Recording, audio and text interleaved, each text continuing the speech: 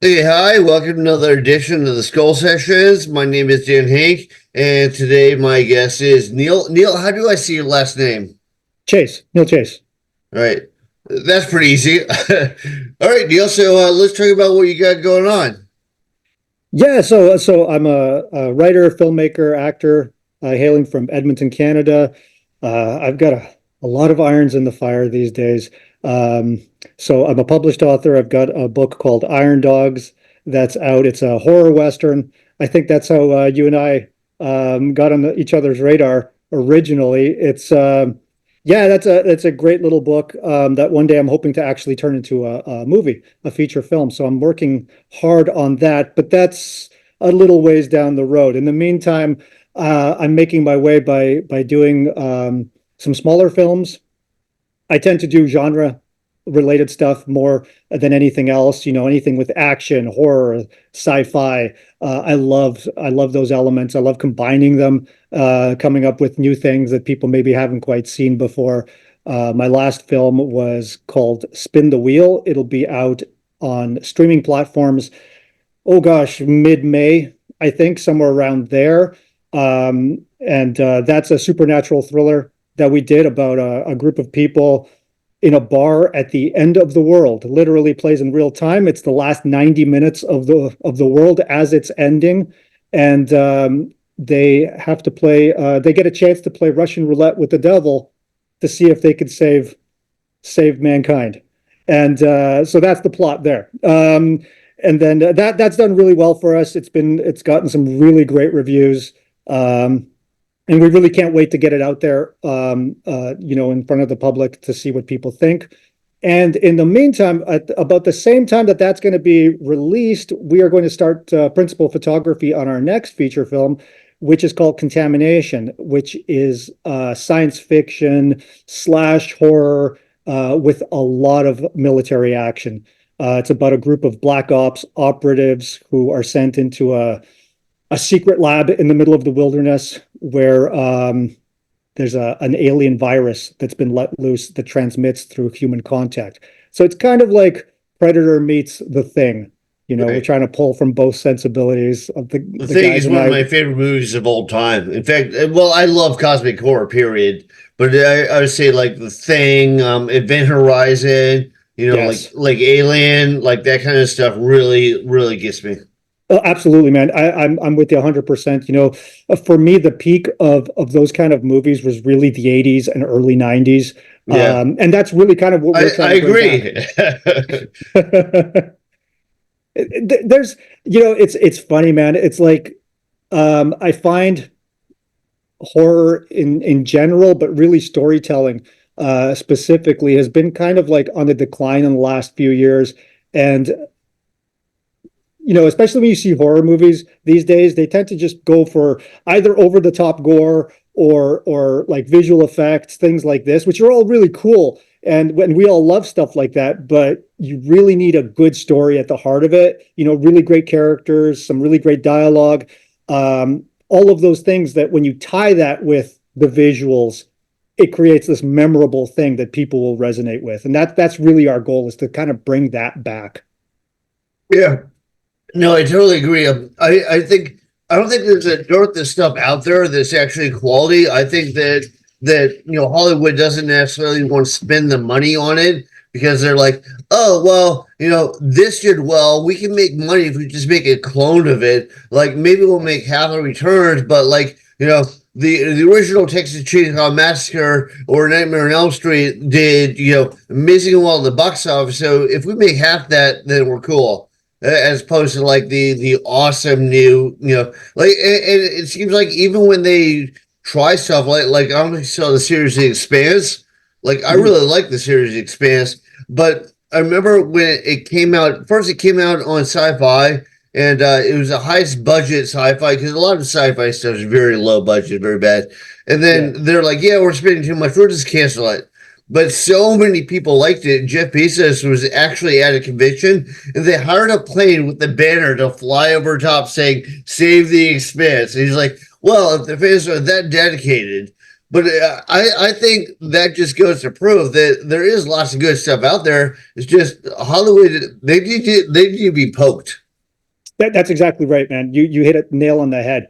You know, there's not a lack of money. There's not a lack of resources. There's so many great writers out there, so many great filmmakers that could be making this content. But you know what it is, man? It's the fact that the budgets have gotten so big that everybody wants to play it safe. And so, what's the safest route? The safest route is to just take something that's already been done and just redo it. That's why you got all these reboots, you've got all these remakes, and all these sequels.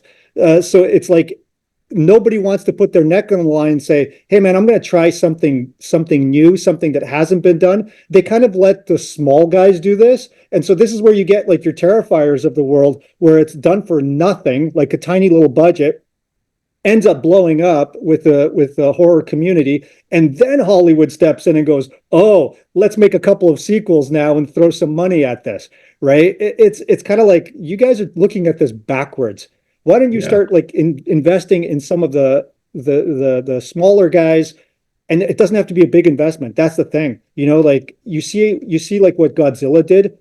It's phenomenal, man. They did that with less than $15 million, and they made a Godzilla movie that rivals anything Hollywood has made.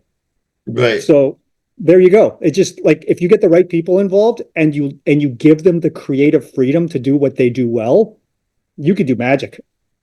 Well, I think one thing, like, I think you're right about like the kind of height of filmmaking, like in the like late '80s, early '90s, and so many classics came out. But if you look at the backstory behind all of them, it's like people were really dedicated. So they did a lot of the groundwork, and Hollywood was like, "Yeah, we'll give you a chance," but it's pretty much they did everything on their own, and they brought it Mhm. to Hollywood. Like I remember there's some they didn't hold up that well over time, but they were awesome, when they came out. I mean, within the budget constraints, like Cruel or like Last Starfighter or Exactly. like all this stuff where you could tell that they were just trying. They're breaking mountains. There's a lot of stuff that came out that the people worked their asses off for, Mhm. and it suddenly it turned into this massive hit, and they're like, we don't know what's going on here, but okay, we'll go with it. And Right. then then you have like the money guys that are like, hey, well, that made money, so we don't know why it made money, but we'll just copy it. That's exactly it. Yeah. Yeah. Yeah. It's, I think that's what happens when you get like the money people, the executives, whatever, who they're not storytellers. So they don't know what the magic formula was that put this thing together. All they know is, hey, this thing made money. So let's just do the same thing again. And hopefully that'll make some money too. Right. But at the end of the day, it's diminishing returns because if you're not giving people something original, they're just going to say, "Oh, that's just a carbon copy of the thing that I saw last year or whatever." And word of mouth spreads, especially in the horror community. I think that's one of the reasons why horror as a genre, you can have hit films without big stars or without a lot of money behind it. Because that's not what people are drawn to. People aren't drawn to the big names and stuff like this. They're drawn to like the content itself, right? Right. And it's kind of unique in that way. I think maybe action and low budget comedy would be like the only other two genres I can think of where you could get away with that. Everything else, it's like you need that star power, you need the big budgets, you need the visual effects, all that stuff. And shit, who's got that kind of money? Well, it does seem like back in the day they were willing to attempt a lot more. Like how did Arnold Schwarzenegger make it? Like I love a lot of his movies, but how did that guy fucking make it? I mean, he has his incredible accent. He can barely Yep. speak English, but they're like willing to take a chance on him. Like the Terminator, great fucking movie. Yep. Predator, great movie. I mean, he did all this great stuff. Yeah. It's like it just seems like they're more willing to take a chance. All right, so going back to your film projects for me, you said like we have this out. What's your role in it? Do you have like a production company? Do you have like multiple writers? Do you write it? Like what's going on? Yeah, yeah. So our production company is called Brimstone Pictures. We've really only been around for about 2, 3 years. Spin the Wheel's our first feature film. I wrote the film, I co-directed it, and I'm one of the actors in it. So multiple hats. Because we're a small firm, like everybody has to wear multiple hats. My co-director is also the editor on the film, as well as the main composer for the film's music. One of our other actors doubled as the colorist for the film. It's like our producer was also the lead gaffer. You have to when you have literally no money. This is a movie we made for $25,000. Right. So, that's like less money than a real film would have for its coffee budget. Do you know what I mean? And so here we are putting together an entire feature film for that amount of money. So, but with that in mind, it's like I knew if we were gonna do even a half decent job on it, everybody has to pour their heart and soul into it. Because we're not doing it for the money, obviously. We're doing it for the love of what we're doing, for the love of the story, for the love of the genre.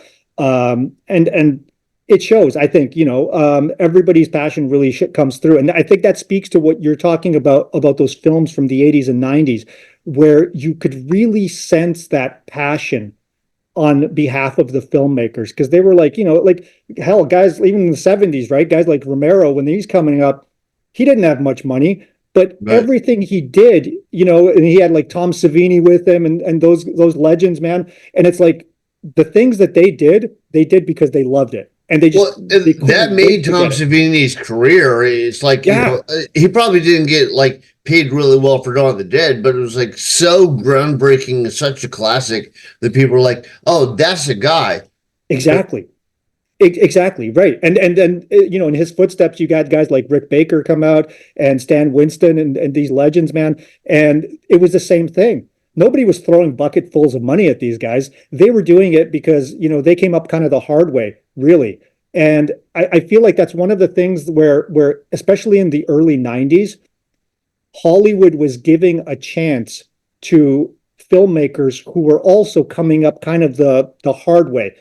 People who hadn't really gone the route of like, oh, I went to film school and I went to, Harvard with so-and-so and, I come from money and all this stuff. It's like, no, these were guys from the streets who came up, and it's like they made low budget movies, but they were gritty. They were cool. Like guys like Rodriguez, Tarantino, Guy Ritchie, hell, even Scorsese. Like you look at his early stuff and it's Sam Raimi, perfect example. That's a perfect example right there, right? Like Evil Dead is an all-time classic, right? And Evil Dead 2 is one of my favorites. I love that film. I have that tattooed on my knuckles. Awesome. But that's awesome. I remember when I saw that, like Evil Dead 2 blew my mind. And I know that they were just all friends. Like they could barely afford anything. And like if you really slow it way down, you can see Sam's brother in like costumes and stuff. Yeah. But overall, it's like you could tell that they were like 100% involved in that story. Like the whole, like they're like, this is gonna be amazing. I don't care if it makes $1, but it's gonna be amazing. And that really comes through. It does. And I think to that point, audiences can sense that. Audiences see through that, right? And that's one of the reasons I think why movies like that stand the test of time. Because when you're watching that film, you just know by watching the performances and everything, you're just like, oh God, these people love this. And I can tell they're not in it for just a paycheck, right? It's not about just like, oh, you know what? I'm here for my 2 weeks and then I'm gone on to my next project and I don't care about this anymore and I'm moving on. No, these are the people who are like living it and breathing it. Right. And I think as the audience, we can tell when that happens and we appreciate it because of that. Kind of as a side note, did you see Evil Dead Rising? I did. Yeah. I felt like that was kind of like Sam Raimi kind of returned to form. Like he went to Hollywood and Hollywood just fucked with them so hardcore. Like, I don't know if you saw the Spider-Man movies. Yeah. Like the first one was good. The second one was good. The third one was garbage. And it could have been good, right? It could have been good. It could have been, but they wanted to do more merchandising. They wanted to cram more into it. And he kept saying, that didn't go with it. I can't include that. And finally, you're just like, fuck it. I'll make a piece of trash. And that's what it did. Yeah. Right. Yeah. You could almost like, you can see the point where they just give up. Right, because it's like, okay, fine, I'll give you exactly what you want. I've been telling you it's going to end up garbage, but you don't believe me, so here you go. Right? Yeah, I think it's just a matter of like Hollywood always thinks they're smarter than the writers. Like, I don't know if you saw Game of Thrones. Yeah, Game of yeah, Thrones, I thought was like for the first like 5 seasons, it was the best thing on TV. damn right. Then at some point, I think the writers thought that they were better than George R. R. Martin, the original source material.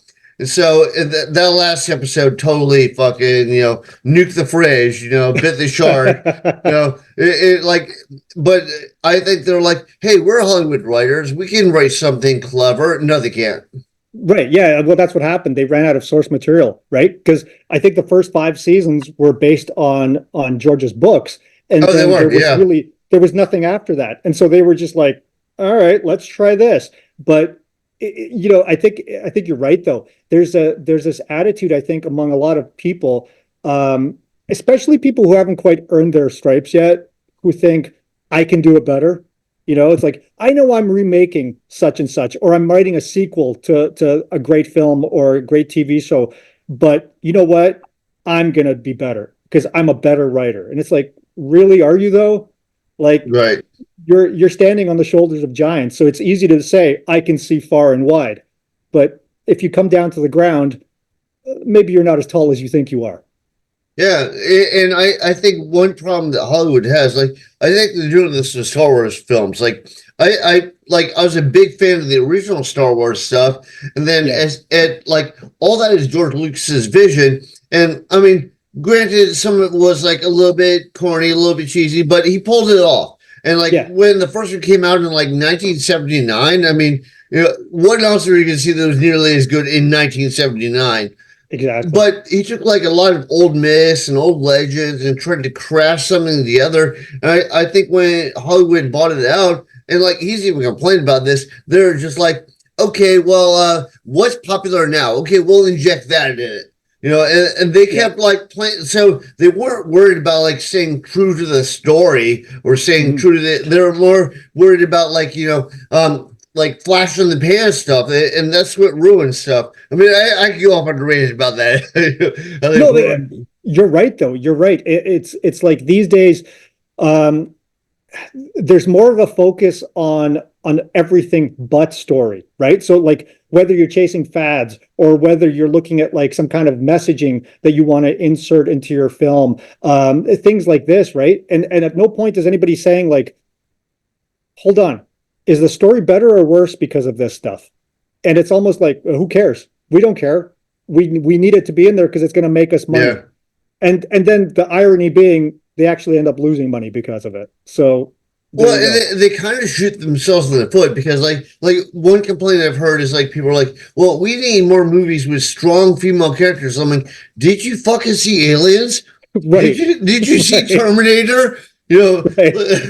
Like like you have the strongest female like if you look at like aliens, like that's one of the strongest female characters you could possibly get, and you're gonna like inject somebody and ruin the story. It's like, but it was a good story. They were Yeah. more concerned. It was a good story that featured females, and I think Yeah. that's total difference. Rather than we wanted to preach something to you, it's like it was a good story, so you got to look at the story. Well, I, it's I don't want to go over the rant here, but yeah. No. I agree with you, man. I've had these conversations myself with other filmmakers and people I know, and it's a fact. It is like the problem is that whoever is making these strong female roles today, they're afraid to give the characters any kind of flaws at all. Like if you notice, they come across as basically which gives perfect. them depth. Yeah, Right. Because that's what flaws are. Flaws are that's part of what makes us us. And in a classic story, you want your hero to have something internal that they need to overcome as part of their journey. And if your hero's whole shtick is that like, oh, they're perfect from day one, yeah. and really the only problem is that everybody around them just hasn't figured out how awesome they are, that's not a problem at all. Do you know what I mean? And Yeah, and like you wouldn't have loved Evil Dead as much if Bruce Campbell was perfect. Like him being that's like a right. little bit goofy, a little bit over the top. You're like, okay, now it works. Exactly. It wouldn't work if he was like he just came in. He's like the master. That's it. That's exactly it. Like we want people who are, and this is one of the things, like I bring that sensibility to everything I write. I love to think of my work as being like more or less ordinary people put into extraordinary situations, which means that it's like they need to learn, they need to adapt, they need to like overcome whatever their own failings are, in order to somehow succeed, or at least better themselves by the end, even if they don't succeed. And this is something that I feel like is really, really missing in a lot of the storytelling these days. And I think a lot of that comes from that we talked about earlier about risk. Nobody wants to take that risk because they're like, oh, well, if we portray this group of people in a potentially negative light, then somebody might get offended. It's like, shit, get over yourselves. Yeah. Nobody's perfect. Nobody's perfect. That's the Well, whole point. And yeah, that's why Sigourney Weaver and Ripley work so well and Sarah Connor works so well because yeah. they're not perfect people. Well, yeah, I was going to point that out. Like, like when somebody's like, it seems like Hollywood is scared to do like multi-dimensional characters now. Like now they got to be good or they got to be evil. But like, Right. like Han Solo, when he was kind of the rogue, kind of the bad guy, but kind of did some good stuff, it worked Yeah. way better than when they try and pick somebody who's like the hero, like going off on Star Wars again, like Ray. Like I don't have anything against Ray, but like it's like it seems like they portrayed everything Ray does is perfect. It's like Right. you know how long it took Luke Skywalker to become like a Jedi. And you see all this training, you see this long process and kind of up and down, and then you bring people that are perfect. They don't read as correct. You're like That's right. that's not fitting the story. But Well, yeah, man, that's right. It's like I think as the audience when we watch that, we're like, you can see how fake that is because nobody's life experience is like that. It's like nobody's good at something automatically. right. Anything anybody's ever gotten good at is because they had to work their asses off to get to that point, right? And so when you see somebody come on screen and they're just like magically good at something, you're like, that's BS. That doesn't feel real at all, right? So yeah, I Yeah. agree with you.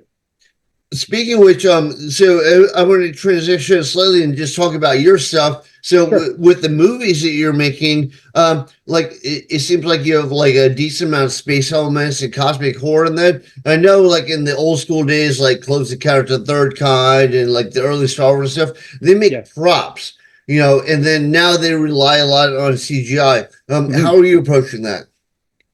We try to do everything practically if we can. Awesome. There's a little bit of CG that we've got in our stuff, and that's really just from a just because we don't have the budget for something like that. Like for example, in Spin the Wheel, the movie starts off with a shot of the city that the movie takes place in, and you see some fire, buildings on fire, and stuff like that. Well, it's like for stuff like that, we have to do CG, right? We don't have the budget to make like miniatures and light them on fire and stuff like that. I wish one day, maybe, hopefully.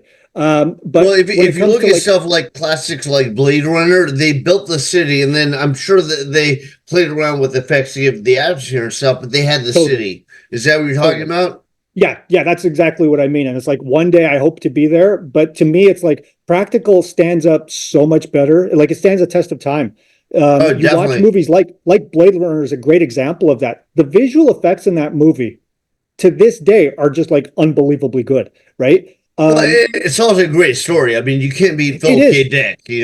That's it. That's it. But like you touched on it earlier when you brought up The Last Starfighter, which by the way, I love. That's one of my all-time favorite sci-fi movies when I was a kid.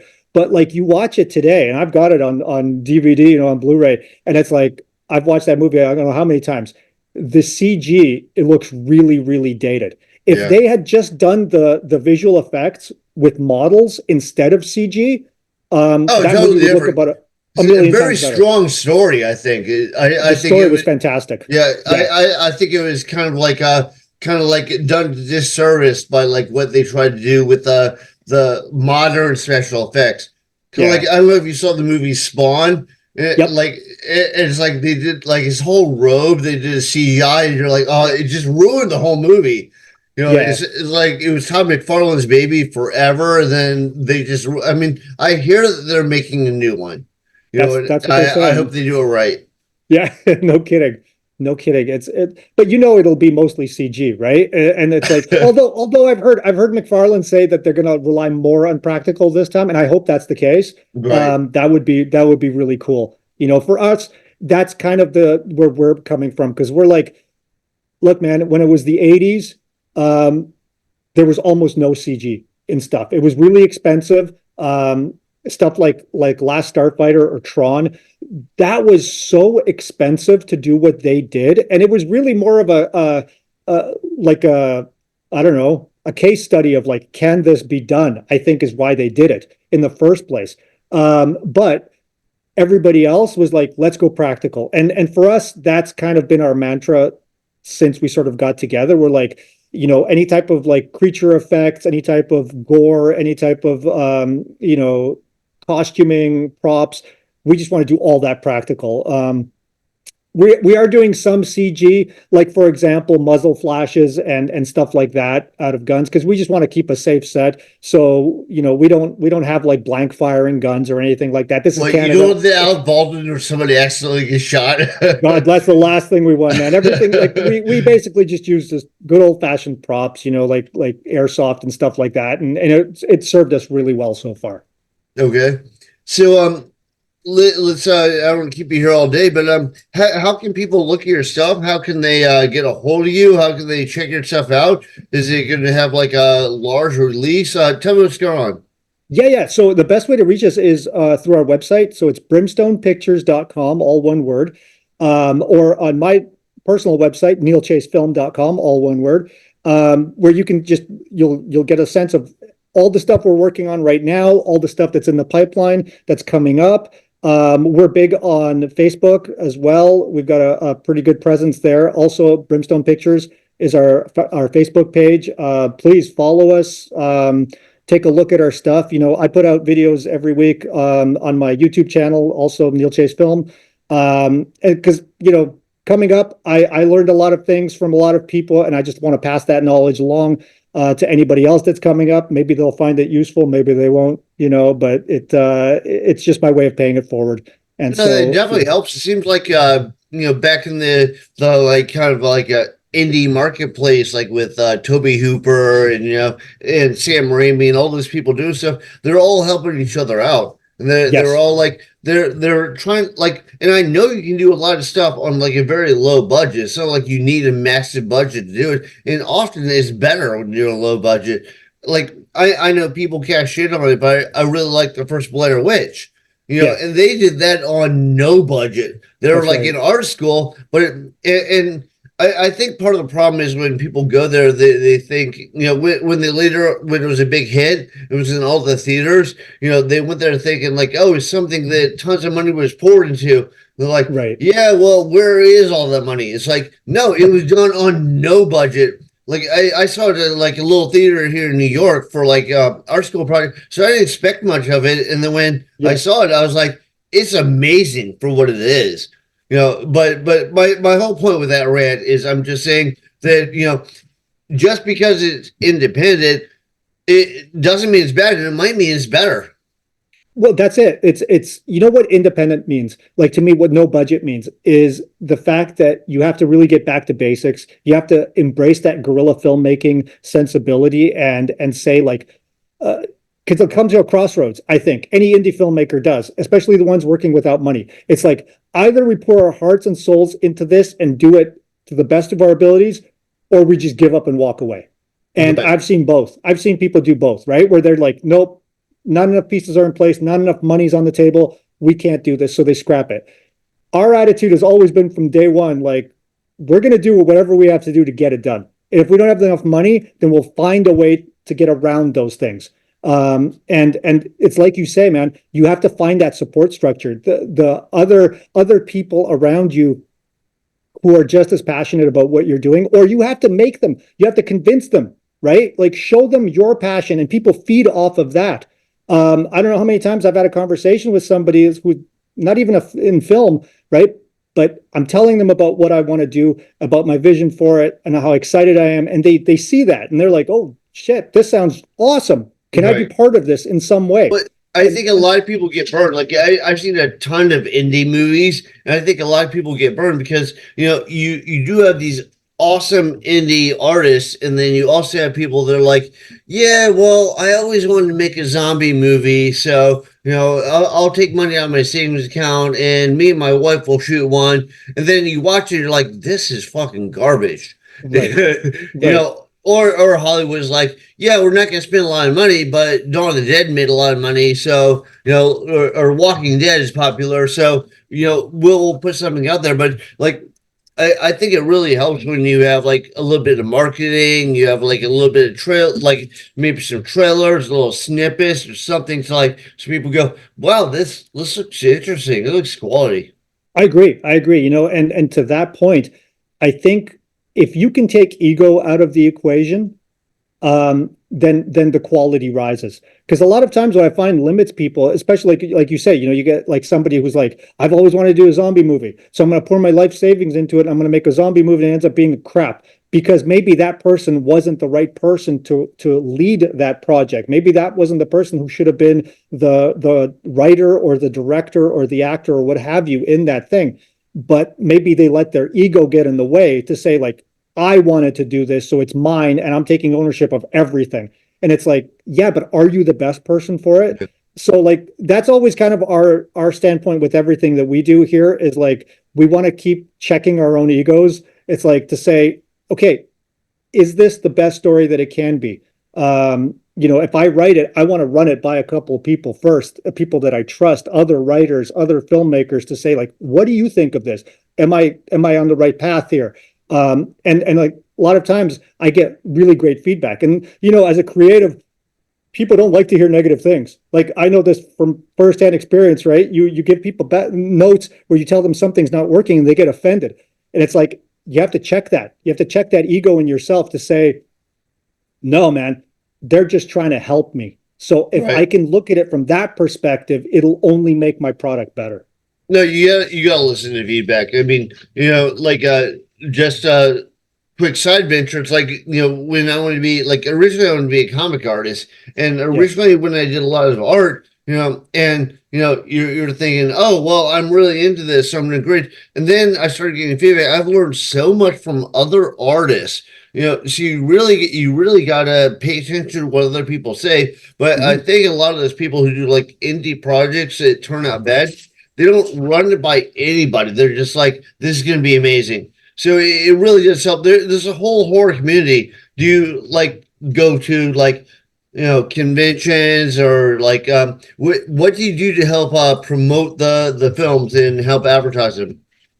Yeah, since we have like a very small budget on this thing, it's like all the promotion is really on us, right? So we've cut our own trailers, we've put out promotional material, posters. We did the poster design ourselves, um, all of that stuff, right? And so we're trying to use social media to get more of a following for the film. And as we get closer to the release date, now that we sort of know when it is, we're going to really ramp that up. And so it means doing things like Facebook ads, like promoting it on Instagram, promoting it on TikTok. And each of these different platforms has its own sort of look and feel. So you have to tailor that content to that platform. And it just takes a lot of work, right? At Right. the end of the day, but it needs to be done because I mean, you could make the best movie in the world, but if people don't know about it, who the hell's going to see it? Yeah, no, that's a good point. It's unfortunate, but there's way too much good content out there that just for some reason didn't grab the zeitgeist. So like it just came and went, and True. then like after the fact, people are like, "Hey, this is really good. Why didn't this break out bigger?" But Yeah. all right, man. I, So let's wrap this up. How can everybody get a hold of you? How can they see yourself? How can they pay for your services for your products you're putting out? Give you money? Make you next Ridley Scott. I wish. Yeah, man. Like I said, the best way to reach us, brimstonepictures.com or neilchasefilm.com. You can find us there and learn all about us. We're always looking for new people. We're always looking to work with other creatives. Um, we don't know everything, but we're trying to learn, man. That's what it is. Okay. When you release, you said like you make your own trailers and stuff. Do you have Yeah. a certain venue that you release them on? Yeah, on YouTube. For now, it's like YouTube, Facebook, things like that. So it'll be on our Facebook page. YouTube, we've got a Brimstone Pictures page as What's your well. Facebook page? The Just Brimstone Pictures. Brimstone Pictures. Okay. Yes. Do you have a YouTube channel that they can check out your? trails on? Yeah, Brimstone Pictures as well. Like we try to Okay. keep everything as So simple everything as is we Brimstone can. Pictures. Okay. Exactly. That's right. Awesome, man. Well, do you have anything else to say? Anything else to promote? Uh, you know what? Just thanks for this opportunity. I've really had a great time with this chat today, and I hope we can do it again, especially once the movie's out. I would love to get your feedback and see what you think of the film, and maybe we can talk about it then. Yeah, if you don't mind, shoot me an email after the film comes out and remind me about it because my memory is Absolutely. fucking shit. But Absolutely. remind me about it, and yeah, no, that sounds good. That would be awesome. Thanks, Dan. I really All right, appreciate it. thanks, man.